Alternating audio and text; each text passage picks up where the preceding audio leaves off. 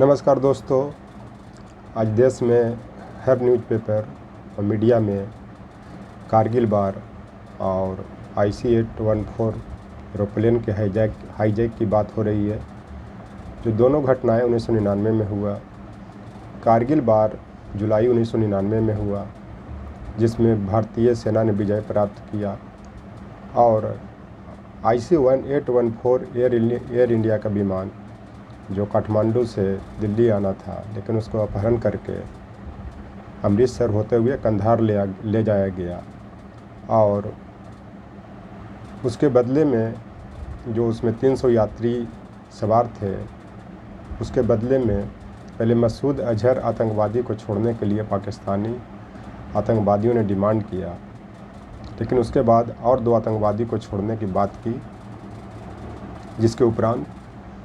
वो 3 आतंकवादियों के साथ तत्कालीन विदेश मंत्री जसवंत सिंह कंधार ले गए और छोड़ा गया। उस समय के तत्कालीन प्रधानमंत्री स्वर्गीय वाजपेयी जी थे, अटल बिहारी वाजपेयी जी। तो ये सब घटनाएं क्यों हुई, उसी का मैं पर्दाफाश कर रहा हूँ, क्योंकि अब तक देश के नागरिकों को और शासन प्रशासन को यह पता नहीं चल रहा है कि यह घटना क्यों घटी, जबकि ये सब घटनाएं सबको पता है, लेकिन वो डर जाते हैं या कोई कारण से वो अवगत नहीं कर पाते। तो जब इलेक्शन आता है तो इस तरह की मुद्दे उठाए जाते हैं और यह दिखाने का प्रयास करते हैं कि बीजेपी के शासन में किस तरह से ऐसे समस्याओं का समाधान किया गया, और राष्ट्रवाद का नारा देते हैं। लेकिन सच्चाई क्या है, इसी का मैं पर्दाफाश करता हूँ और कर भी रहा हूँ।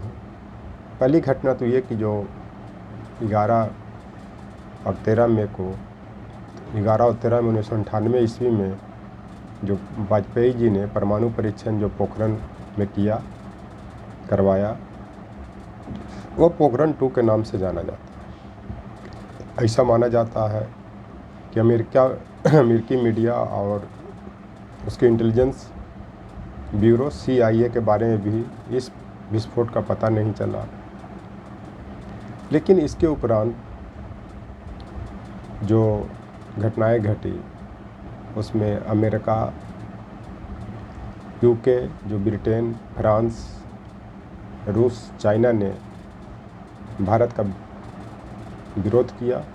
और अंततः भारत से बहुत से संबंध खत्म कर लिए। उसके प्रतिक्रिया में पाकिस्तानी जो राष्ट्रपति या तानाशाह परवेज़ मुशर्रफ ने ऐसी घटनाओं का अंजाम दिलाया, जबकि उस समय के जो खुफिया तंत्र के हेड थे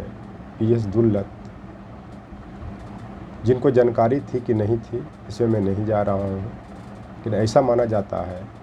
खुफिया तंत्र को जानकारी थी, और भारत के खुफिया तंत्र को देश का ही नहीं विश्व में भी अच्छा खुफिया तंत्र माना जाता है, उन्हें सूचना नहीं दी। लेकिन मैं इसमें तो नहीं जाऊंगा, क्या सच्चाई नहीं है लेकिन लोगों का ऐसा भी कहना है कि इस तरह के घटना का अंजाम होने के बाद जब मुक्त कराया गया तो ये इलेक्शन का मुद्दा बनाया गया। लेकिन 2005 ईस्वी के इलेक्शन में या 2004 के जो ईस्वी के वर्ष में जो अंत में जो इलेक्शन हुआ, उसमें वाजपेयी जी की हार हुई। जैसे मोदी जी ने 2019 का इलेक्शन पुलवामा घटना के बाद बालाकोट में एयर स्ट्राइक करवा करके जीता, लेकिन जैसे जैसे जनता की सच्चाई मिलने लगी, उसके उपरांत जनता ने इनसे दूरी बनाने लगा और इनके नारा को हवाई कहा जाने लगा, जिसके उपरांत 2024 के इलेक्शन में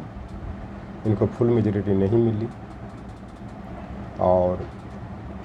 ऐसा ही माना जा रहा है कि ये सरकार लंबे समय तक नहीं चलेगी। खैर, इसमें तो मैं नहीं जाऊंगा, चलेगी कि नहीं चलेगी वो समय बताएगा। फिर मैं अपने मुख्य मुद्दे पर आ रहा हूँ तो वहाँ से जब परमाणु विस्फोट किया गया तो वहाँ पाकिस्तान के घुसपैठियों ने, खास करके पाकिस्तानी सेना ने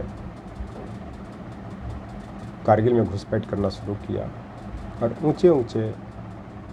पहाड़ों पर या कारगिल के जो पहाड़ या पठार था वहाँ चढ़ गए, जबकि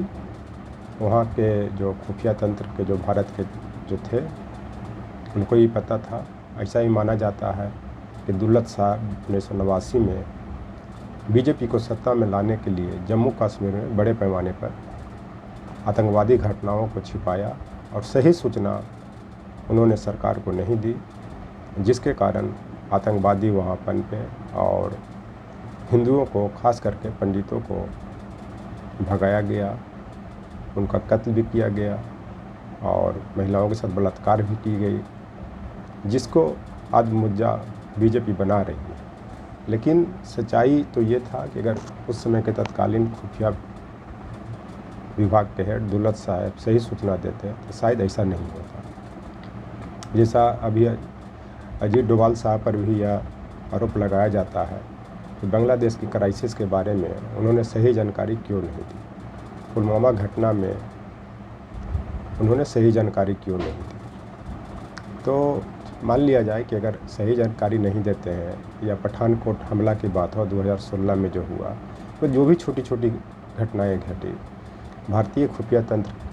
क्या कर रही थी। तो अगर मान लिया जाए कि बार बार ऐसा आरोप लगाता है तो अजीत डोभाल साहब के जगह पर भी अच्छे अच्छे भारत में दिमाग वाले लोग हैं, इंटेलिजेंट हैं, जिनका दिमाग आर्टिफिशियल इंटेलिजेंस से भी ज़्यादा फास्ट चलता है, कि जो जगह को देख करके, समय को देख करके, व्यक्ति को देख करके पहचान में आ जाती है कि उसके मन में क्या चल रहा है, उस स्थान पर क्या होने जा रहा है और उस समय क्या निर्णय लेना है। जैसे बिहार में भोजपुरी में कहावत है, जब जैसन तब तैसन, यानी जब जैसा हो उसी तरह के निर्णय लेना चाहिए। लेकिन वहाँ पे भी क्यों फेल्यूर हुए आज तक, क्यों बांग्लादेश में जो इतना बड़ा क्राइसिस हो गया, तख्ता पलट कर दिया गया। और यह बांग्लादेश के जो अंतरिम सरकार के जो मुखिया हैं वो मांग कर रहे हैं कि शेख हसीना को प्रत्यर्पण की जाए, जबकि वो लोकतंत्र के निर्वाचित प्रधानमंत्री हैं। ऐसी परिस्थिति उत्पन्न हो गई है तो इस समय तक ये क्या कर रहे हैं, अजीत डोभाल जी क्या कर रहे हैं, यह संदेह क्रिएट करता है। तो जब वहाँ से कारगिल बार जब शुरू हुआ, जब पूरी तरह से ये हो गया, घुसपैठ कर लिए, तब जो कातियान साहब जो उसमें सेकंड लेफ्टिनेंट थे वहाँ पे वो पेट्रोलिंग करने के लिए गए, तो उनके सहयोगियों के साथ 12 से 15 को बहुत बुरी तरह से पाकिस्तान के बैट सेना, जो बहुत खतरनाक माना जाता है, बुरी तरह से उनको मारकर उन लोगों को लाशों को छत बिछत कर दिया। इसके उपरांत कारगिल युद्ध हुआ और कारगिल युद्ध में भारतीय सेना ने विजय प्राप्त की। इसका क्रेडिट बीजेपी और वाजपेयी जी लेना चाह रहे थे कि ताकि 2004 में के इलेक्शन में, जबकि वो इलेक्शन 2005 में होना था, लेकिन 2004 में ही करवाया ताकि कारगिल विजय दिखा करके वो इलेक्शन जीते, लेकिन उनकी हार होती। उसी तरह से दिसंबर में IC-814 विमान काठमांडू से उड़ान भरी थी, लेकिन वहीं पे उनको आतंकवादियों ने अपहरण कर लिया। ऐसा भी कहा जाता है कि जो उस समय एरोप्लेन में जो एयर होस्टेस थे या और जो कार्मिक थे वो मिले हुए थे, उनके सहयोग से ही विमान में आर्म्स रखा गया और उसका अपहरण किया गया। तो उस समय के तत्कालीन जो विदेश मंत्री जसवंत सिंह जब 3 आतंकवादियों को लेकर के कंधार जा रहे थे, जबकि उसके पहले जसवंत सिंह ने अमेरिका, ब्रिटेन, फ्रांस, रूस, चीन तक के विदेश मंत्रियों, प्रधानमंत्रियों से बात करना चाहा, लेकिन उन्होंने बात नहीं किया और परमाणु परीक्षण का जो भारत ने किया था उसके कारण उनसे बात नहीं की और स्पष्ट रूप से कह दिया कि मैं इसमें कोई सहयोग नहीं कर सकता। इससे यह साबित होता है कि जो प्लेन हाईजैक हुआ या कारगिल युद्ध हुआ, उसमें कहीं न कहीं अमेरिका, चीन के सहयोग से ही पाकिस्तान के परवेज़ मुशर्रफ ने ऐसा घटना करवाया, जबकि भारत के खुफिया तंत्र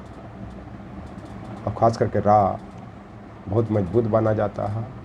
और क्यों ऐसा हुआ नहीं हुआ उसमें मैं नहीं जा चाहता। तो जब फ़ोन नहीं उठाया तो जसवंत सिंह के साथ आतंकवादियों ने जो प्लेन से जा रहे थे कितना बदसलूकी की, कितनी गंदी गंदी गालियाँ इनको दिया था और किस तरह से वो व्यवहार कर रहे थे वो जसवंत सिंह ही जान सकते हैं या जो उनके साथ थे। लेकिन इस चीज़ को दबा दिया गया। इस चलते जो कारगिल युद्ध या आज जो एरोप्लेन का हाईजैक हुआ, ये कहीं न कहीं भारतीय शासन, प्रशासन और खुफिया तंत्र की कमी के कारण ही हुआ। और ये इलेक्शन का मुद्दा बनाना चाहते थे ताकि उनको फिर 2005 के इलेक्शन में चुनाव जीते। ये मैं नहीं, लोग बता रहे हैं, जो अभी रिपोर्ट आ रहा है। ये क्या सच्चाई है नहीं है इसमें मैं नहीं जाऊँगा। Thank you.